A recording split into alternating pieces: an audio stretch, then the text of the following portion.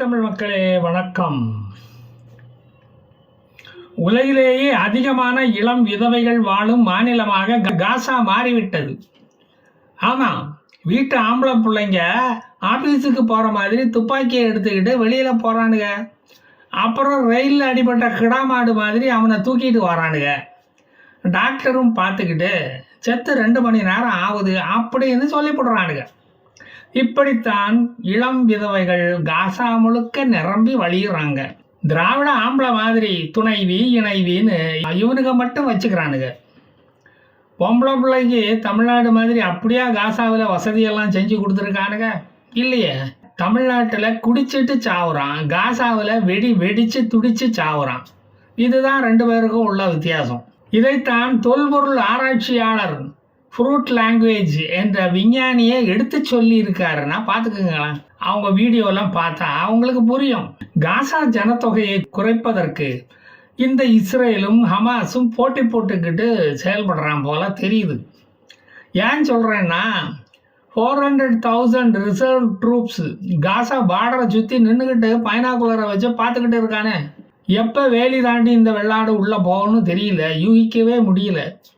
பிணைய கைதிகளை அடைச்சி போட்டு வச்சு ஒன்றிய பட்ஜெட்டை போட்டு ஏமாத்திக்கிட்டு இருக்கும் விடியல் ஹமாஸுகள் தோல்வியை தழுவ தயாராகிவிட்டார்கள். இடி ரைடை விட கொடுமையான ரைடு நடத்த போகிறது இந்த இஸ்ரேலிய ஐடிஎஃப் படை. இவங்க போட்ட சீஸ்ஃபயர் டீல் தான் ஏற்கனவே கடிதம் எழுதி வச்சுட்டு தூக்கில் தொங்கிடுச்ச.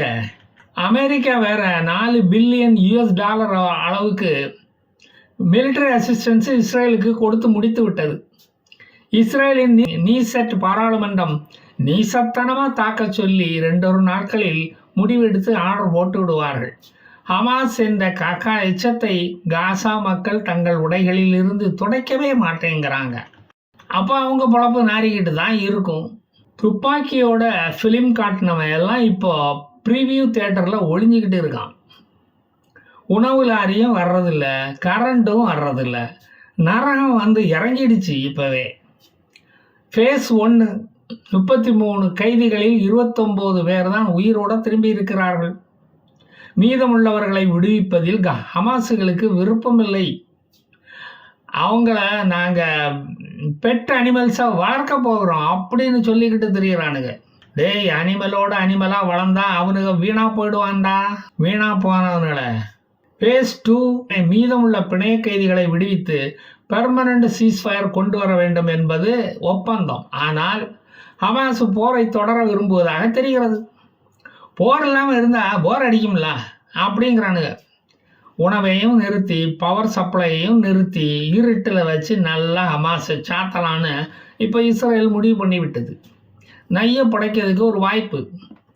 மிச்சமுள்ள கைதிகளையும் விடுவித்து விட்டால் காசாவை அரசாள வேறு ஒரு அமைப்பை இஸ்ரேல் ஏற்படுத்திவிடும். அப்புறம் ஹமாஸுக்கு வாழ்வே இல்லை, ஹமாஸுக்கு வாழ்வே இல்லாமல் போய்விடும். அதை தவிர்க்க பிணைய கைதிகளை விடுவிப்பதை தவிர்க்கும் இந்த திராவிட சிந்தனை அவர்களுக்கு தோன்றிவிட்டது. ஃபேஸ் 3 அக்ரிமெண்ட் படி ஃபேஸ் 3 காசாவை மறுபடியும் கட்டமைக்க வேண்டும். அது யாருடைய நிர்வாகத்தில் நடக்கும்? நிச்சயமாக அது ஹமாஸின் நிர்வாகத்தில் நடக்காது.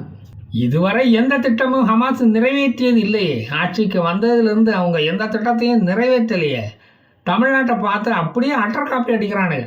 ஹமாஸ் ஒரு சுரண்டல் கூட்டமாச்சே, அடுத்தவன் முயற்சியில் ஸ்டிக்கர் ஒட்டும் கூட்டமாச்சே, அது ஐநா கொடுக்கும் அரிசியை நான் தான் அகதிகளுக்கு கொடுக்கிறேன் என்று கூறும் கூட்டமாச்சே.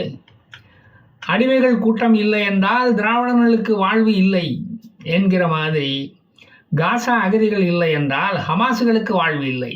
ரம்ஜான் பண்டிகை வரைக்கும் தான் இந்த இஸ்ரேல் அவர்களை விட்டு வைக்கும்.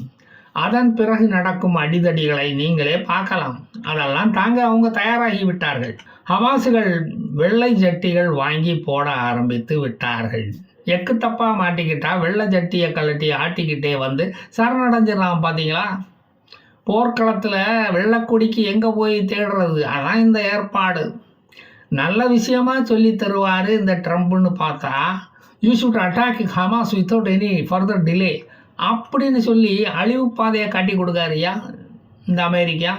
உலகத்தின் தலை சிறந்த பயங்கரவாதி என்று பெயர் எடுத்த அபு கதீஜா என்பவனை ஈராக்கில் காரில் போய்கிட்டு இருக்கும்போது அந்த தங்க தலைவனை பிரிசிஷன் ஸ்ட்ரைக் நடத்தி மார்ச் 13 அமெரிக்கா ஈராக்கு கூட்டு விமானப்படை தாக்கி அழித்து விட்டது. அவன் தங்கபஸ்பம் ஆயிட்டான். அந்த தங்கம் தங்கபஸ்பம் ஆயிடுச்சு. அது ISISக்கு அதன் கட்சி தலைமையே மண்டையில் போட்ட மாதிரி ஆயிடுச்சு. உலக நாடுகளில் எந்தெந்த நாடுகளில் எப்பப்ப எந்தெந்த இடத்தில் குண்டு வைக்கணும் அப்படின்னு தீர்மானிக்கிற ஒரு அரிய பணியை செய்யும் ஒரு தானை தலைவனை இப்படியாடா கடமையை செய்ய விடாமல் அமெரிக்கா அநியாயமாக கொல்லுவது? அவனுடைய வளர்ச்சியை கண்டு அமெரிக்காவுக்கு பொறாமை, வேற என்ன? அமெரிக்காவுக்கு ட்ரம்பை விட எவனும் வளர்ந்துடக்கூடாது, பேர் வாங்கிவிடக்கூடாது என்ற ஒரு கெட்ட எண்ணம் தான் இதற்கு காரணம். அவன் அமெரிக்க ட்ரோன் கழுகுகள் வட்டமடித்து கொண்டு இருக்கும்போது நீ எதுக்கு அங்கே வெத்தலைப்பாக்கு போயில வாங்க பெட்டி கடைக்கு போனேன்? உனக்கு உன் உயிர் மேல் ஆசை இல்லையா? உன்னை நம்பி எத்தனை ISIS தீவிரவாதிகள் பணியாற்ற காத்து கொண்டு இருக்கிறார்கள் தெரியுமா? அவனுங்களை இப்படி அம்போன்னு நட்டாத்துல விட்டுட்டு போறியே, உனக்கு கொஞ்சமாவது மனசாட்சி இருக்கா? அல்லாவை நீ மட்டும் போய் பார்த்தா போதுமா? தொண்டர்களையும் உன்னோட கூட்டிக்கிட்டு போயிருந்தேனா உன்னை மனப்பூர்வமாக பாராட்டி இருக்கலாம். இப்படி பிராய்லர் கோழி மாதிரி செத்து கிடந்தா உன்னை எப்படி பாராட்டுறது? இவனுடைய திறமைகள் கணக்கில் அடங்காது. ஈராக்கில் இருந்து கொண்டே சிரியாவில் உள்ள பயங்கரவாதிகளுக்கு முதுகில் அரிப்பு எடுத்தால் கூட சொரிந்து விடக்கூடியவன் இவன். அவனுக்கு சுயமா அரிப்பு அதிகமாக இருந்ததால் அமெரிக்கா அவனுடைய அரிப்பை அடக்கிவிட்டது. இப்போது அவனோடு சேர்ந்த மற்ற தலைவர்களுக்கும் மொய் எழுத 40 பக்கம் நோட்டை வச்சுக்கிட்டு அமெரிக்கா அவர்களை தேடிக்கிட்டு இருக்கு. இந்த பாலஸ்தீனர்களுக்கு ஒன்று மட்டும் புரியவே இல்லை. இஸ்ரேலை அவர்கள் தாக்க பாலஸ்தீனர்கள் தங்களுடைய நிலங்களை இஸ்ரேலிடம் இழந்து கொண்டே இருக்கிறார்கள். இதுவரைக்கும் அவர்களுக்கு நடந்த பலன் இதுதான், அவர்கள் கண்ட பலன் இதுதான். 1948 வருடம் பிரிட்டிஷ்காரர்கள் இவர்களுக்கு பாலஸ்தீனம் என்று பிரித்து கொடுத்த போது அதை ஏற்க மறுத்து, அதை வாங்க மறுத்து அக்கப்போரை தொடங்கினார்கள். அந்த போர் 1949 முடிந்தது. அதுக்கப்புறம் என்னாச்சு? இவர்களின் நிலம் சுருங்கியது. பிரிட்டிஷ் கொடுத்த நிலப்பகுதி இவர்களிடம் இப்ப இல்லை. வெஸ்ட் பேங்க் பகுதியை பிடித்து வைத்திருந்த ஜோர்டான் வசம் வெஸ்ட் பேங்க் இப்ப இல்லை, அதான் இஸ்ரேல் கிட்ட போயிடுச்சு. எகிப்து நாடு பிடித்து வைத்திருந்த காசா நிலப்பகுதி இப்போ எகிப்திடம் இல்லை. கோலன் ஹைட்ஸ் பகுதியை பிடித்து வைத்திருந்த சிரியா அதையும் இழந்து விட்டது இஸ்ரேலிடம். காசாவும் வெஸ்ட் பேங்கும் இஸ்ரேலின் ஒரு பகுதியாகி ரொம்ப வருஷம் ஆச்சு. நல்ல மாட்டுக்கு ஒரு சூடு, மேலும் மேலும் சூடு வாங்குவதற்கே இவர்கள் இன்னும் சுட்டுக்கிட்டே இருக்கானுங்க. இந்த விவரங்கள் தெரியாமல் வாழும் அறிவிலி ஜன்மங்கள் இந்த பாலஸ்தீனர்கள். காசாவும் வெஸ்ட் பேங்கும் தலைகீழாக நின்னாலும் தனி நாடாக முடியாது. அதற்காகவா இஸ்ரேல் இவ்வளவு நாளா உங்க கூட போராடுது? அவன் ஒன்றும் உங்களை மாதிரி ஏமாளி இல்லை. இனி இஸ்ரேலுடன் எவன் மோதினாலும் இஸ்ரேல் தான் விரிவடையுமே தவிர எதிரி ஒரு நாளும் வெற்றியடைய முடியாது என்பது தேவனால் எழுதி வைக்கப்பட்ட விதி. எங்கிட்ட மோதாதே, நான் ராஜாதி ராஜனடா என்று இஸ்ரேல் பாடமாட்டான், அவன் செஞ்சு காட்டுவான். அதுதான் அவனுடைய வழக்கம். மோதி பல்லு உடைபடுவது உங்கள் வழக்கம், அதுவே பழக்கமும் ஆகிவிட்டது இப்போது உங்களுக்கு ஹமாஸு, தமாஸு, ஹிஸ்புல்லா, ஹிஸ்வைகோலு, ஹூத்திஸு, பேதீஸு என்று எத்தனை பேர் வந்தாலும் அவர்களுடைய கல்லறையை கட்டும் கொத்தனார்கள் இஸ்ரேலியர்கள் தான்.